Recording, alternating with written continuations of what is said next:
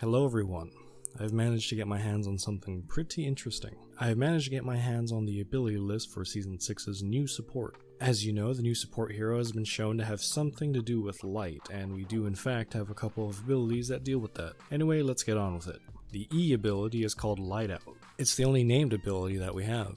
And it spawns a wall of light that cuts off line of sight, and if you walk through it, it flashbangs you. This has the potential to be pretty useful, as this allows you to disrupt snipers or just block off a line of sight that's dangerous to you. Next we move on to the Shift ability.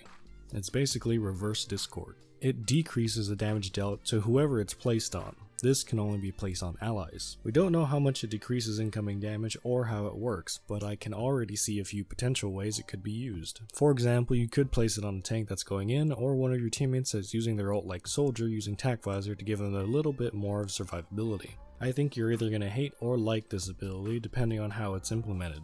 Next we'll move on to how this support heals their team. It is a mixture of Briggs Inspire and Ana's healing darts. Essentially, a portion of the damage dealt with your gun is converted into healing for your team, within a certain area like Briggs Inspire. But if you have no one to shoot at, you can just shoot your teammates with the bullets to heal them. Now with that out of the way, let's move on to their next ability. They have a right click that shoots an underbarrel flashbang that blinds opponents if they're close to the blast. Kind of like Soldier's Helix rockets, but they blind you instead. It also says that this flashbang is called Requise. Why they felt the need to name it, I will never know. Next is their passive. Now, in addition to the support passive, they also have another one that's pretty out there. If the enemy has someone on their avoided teammates list, you have a chance to force an avoided teammate into one of their games. This is chosen at random and can only happen to one person on the enemy team. I assume this is going to cause a lot of drama on release. But anyway, on to the last ability, the ultimate.